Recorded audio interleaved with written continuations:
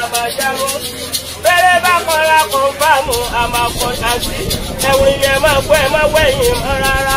Tí ẹ̀dá bá mọ iṣẹ́ tí ẹ̀dá ò ṣe lálàyé àní máa dààmú iṣẹ́ tá a bá ń ṣe ta fi ń ráwọn òbí wa lọ Mọ́kà ta fi ń rí dáadáa ṣe táwọn ará ilẹ̀ táwọn kọ́lé èmi nígbàgbọ́ pé kéèyàn ṣe alhamdulilayi.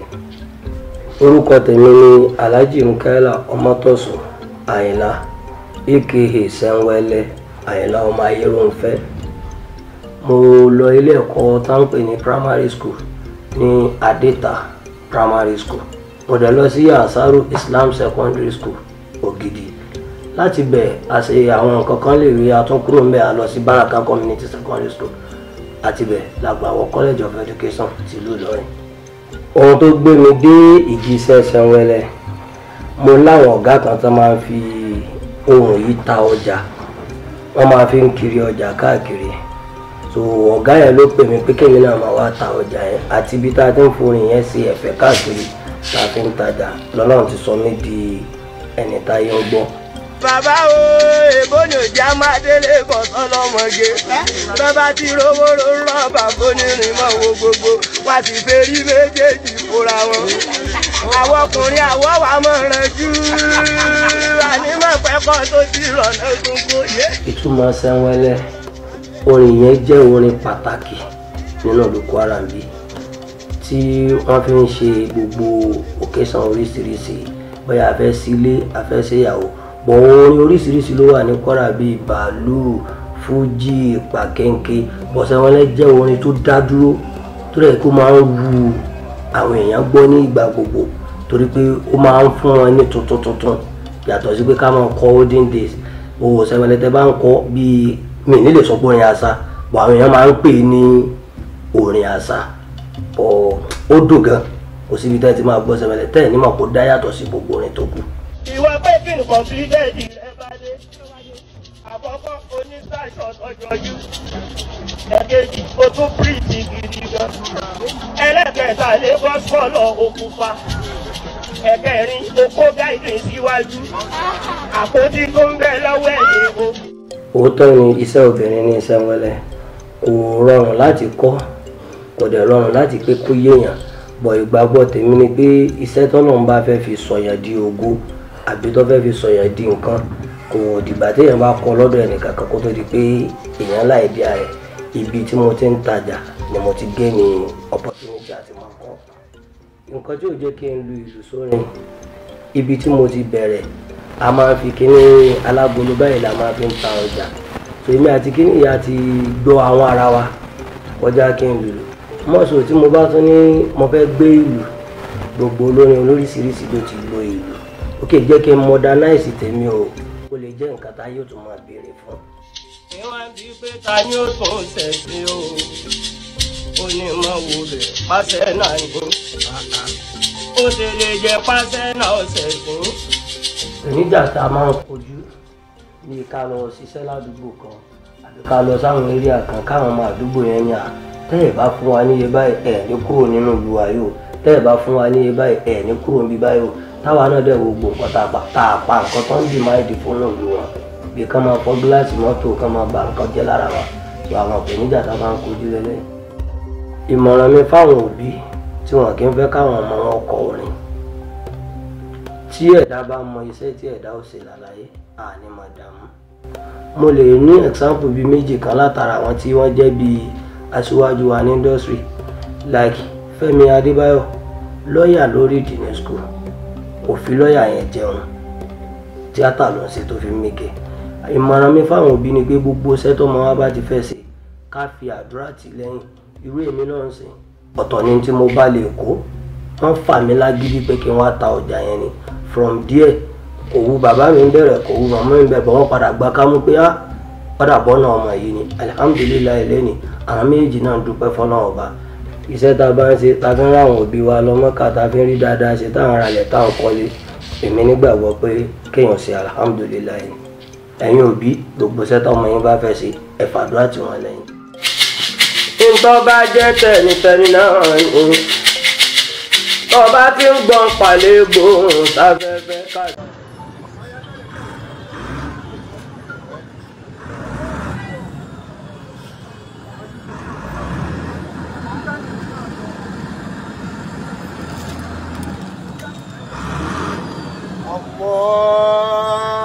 أكبر الله أكبر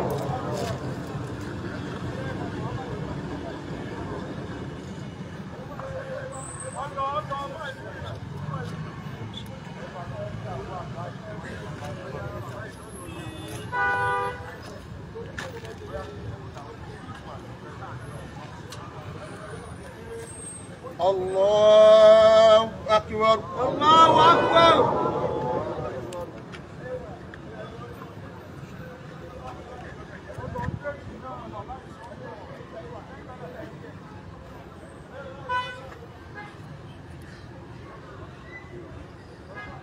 الله أكبر الله أكبر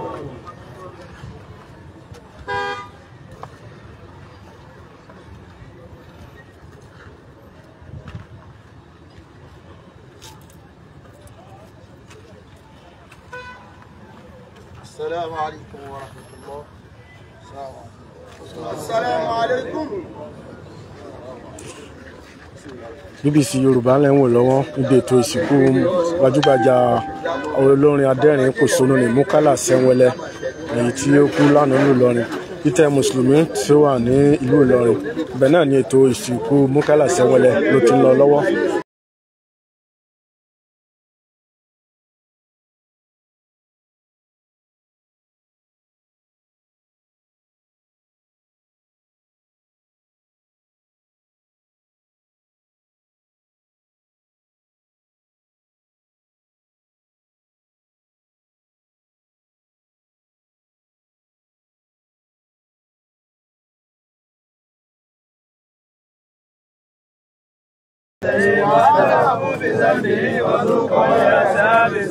من الذين يخشون ربهم بالغيب لهم مغفرة وأجر كبير وأسروا قولهم وجهروا به وعلموا بذات الصدور لا يعلم من خلق وهو اللطيف الخبير والذي جعل لكم الأرض وسلولا فامشوا في مناكبها وإليه النشور أمنتم ما في السماء أن يسبقكم الأرض وأنزل يعتمون أمنتم ما في السماء أن يرسل عليكم حاسبا فتعلمون كيف النذير لقد كذب الذين من قبلهم فكيف كان النكير أولم يروا إلى طير فوقهم صافات ويكفرن ما يمسكهن إلا الرحمن إنه بكل شيء بصير من هذا الذي هو جند لكم يرزقكم من الرحمن للكافرون إلا بالغرور ومن هذا الذي يرزقكم إن أمسك رزقه ولا يمسكه ونفور ومن يمشي مكبا على وجهه ومن يمشي سويا على صراط مستقيم هو الذي أنشأكم وجعل لكم السماء والأبصار والأفئدة قليلا ما تشكرون هو الذي ذراكم في الأرض وإليه ترجعون ويقولون متى هذا الوعد إن كنتم صادقين قل إنما العلم عند الله وإنما أنا نذير مبين فلما رأوا البأسيات وجوه الذين كفروا وقيل هذا الذي كنتم به تدعون قل أرأيتم إن أهلكني الله ومن معي أخرجنا فما يجوز الكافرين من عذاب أليم قل هو الرحمن آمنا به وإليه توكلنا فتدعون قل أرأيتم إن أصبح خوفكم غورا ìkànnì BBC Yorùbá náà lẹ ti ń wòye gbajúgbajà olórin adẹ́rìn pòṣónú ní Mukala Sẹ́wẹ́lẹ́ níbi ètò ìsìnkú rẹ̀ náà la wà báyìí ní ìtẹ́ mùsùlùmí tí ó wà nílùú Ìlọrin ibi tí wọ́n ti ń ṣe ètò ìsìnkú rẹ̀ lọ́wọ́. Mukala Sẹ́wẹ́lẹ́ gbajúgbajà olórin adẹ́rìn pòṣónú ló jáde láyé lálẹ́ àná.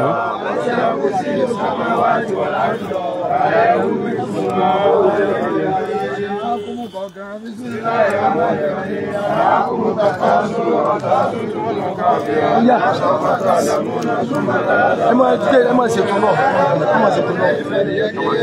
wọ́n máa gbé síbẹ̀ ní àbáwọn náà.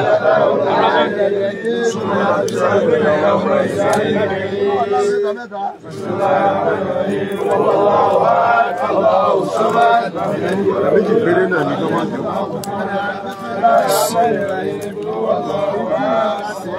èèyàn méjì náà ni o.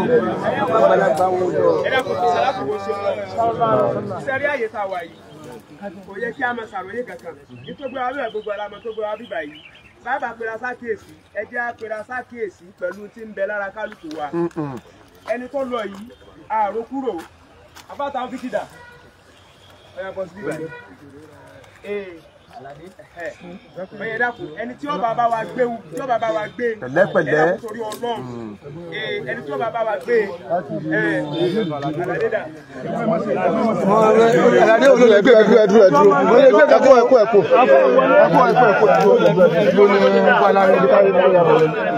ó lè jó òkúlẹ̀ jẹ láàrin ẹ̀dọ́ ìgbó bẹ́ẹ̀ tí ṣubú kan wà ní ìlú ṣubú.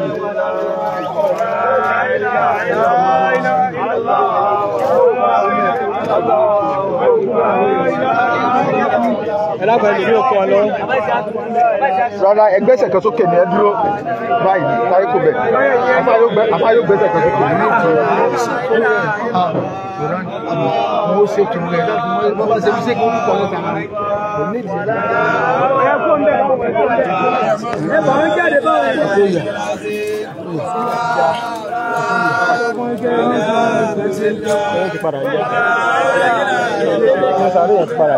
tí o bá ní kí ni ó lè dúró bẹ́ẹ̀ ẹgbẹ́ ní wọ́n tó kù ẹ̀ kó dẹ̀ okùn. o bá ní tó jẹun dáadáa ò lè dúró. ẹ má pariwo tó dúró náà wó jẹ ẹ má pariwo ẹ má sọ wọ́n dẹ̀ àwọn okùn yẹn. Allahu akbar, Allahu akbar. Wala hawla wala quwwata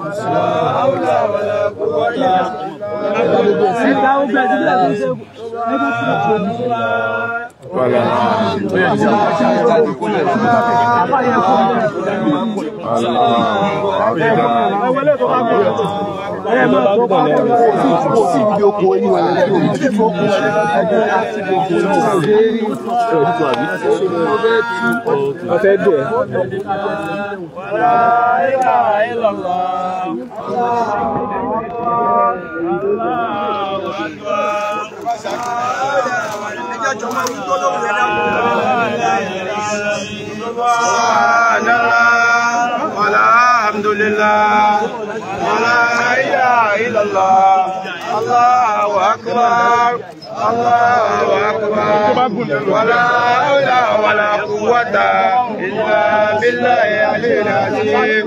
Subhanallah, wala hamdulillah, wala ilaha illallah, Allahu akbar. Allahu akbar, wala hawla wala quwwata illa billahi aliyyil azim. Allahu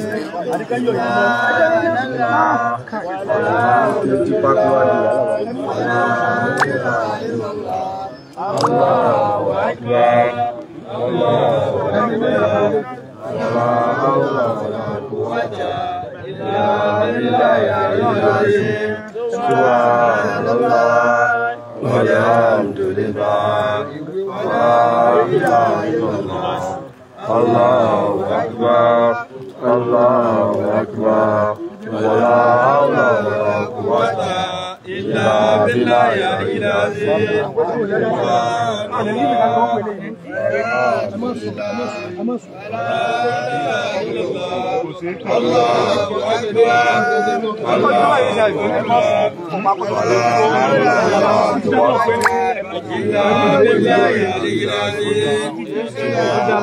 Ọ̀yẹ̀ léwé sí òkú. Ẹ̀dá kò súnmọ́ ìdí. Ẹ mú kìkì wá. Kìkì kan kà sáàrin.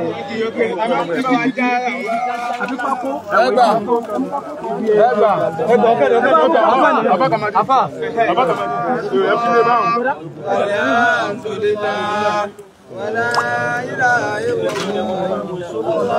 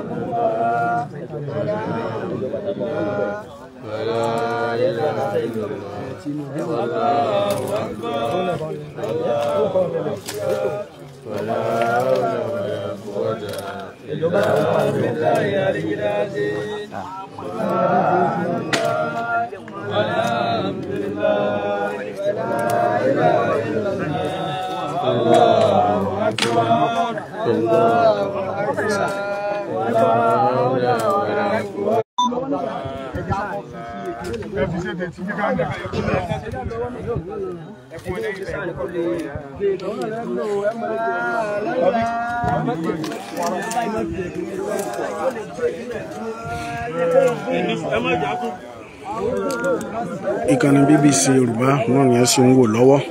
Ibi ètò ìsìnkú Mukaila Sewole náà la wà báyìí nílùú Ìlọrin, ibi tí ètò ìsìnkú náà ti lọ lọ́wọ́ ní tẹ́ ìlú Ìlọrin. BBC Yorùbá ni ìkànnì tí ẹ ń wò lọ́wọ́ báyìí.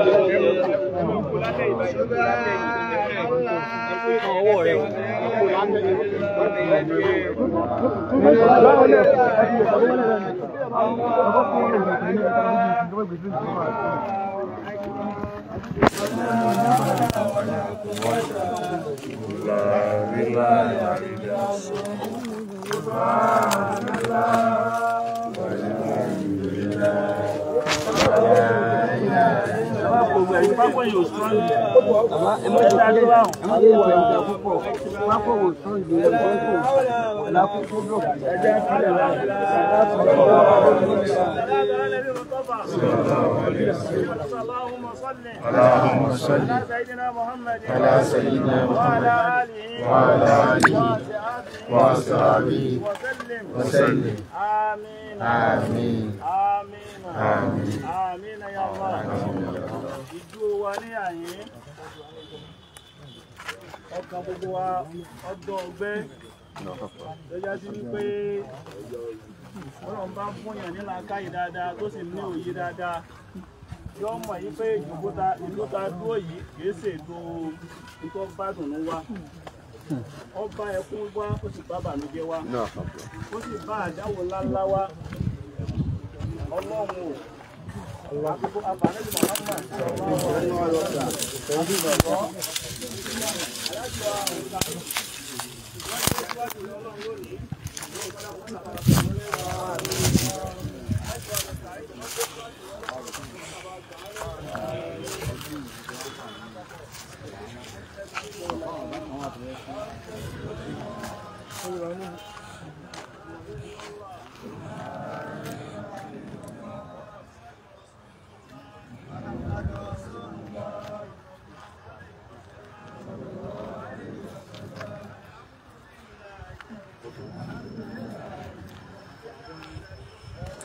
wọ́n ṣe pé ẹsẹ̀ ń darapọ̀ mọ́ wa bí ètò ìsìnkú gbajúgbajà olórin adẹ́rìn pòṣónú ni Mukaila Sẹ́wẹ́lẹ́ tẹ́ mùsùlùmí tí ó wà ní ìlú Ìlọrin wọ́n sì ti ṣe òkú olóògbé náà tán báyìí.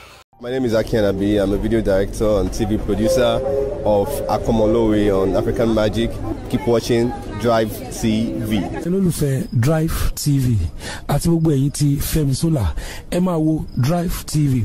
Keep watching Drive TV. My name is Wole Agba. Taking this time out to tell you all that you keep watching Drive TV. What drive ẹ̀wọ̀n ní ògo ẹ̀? What drive ẹ̀wọ̀n fulfilment? What drive ẹ̀wọ̀n bí tó bá lọ? Ó ní iṣẹ́ rìn. Ibi ni kò máa wò Drive TV. Thank you. Chloe. Drive TV. Driving you around the world.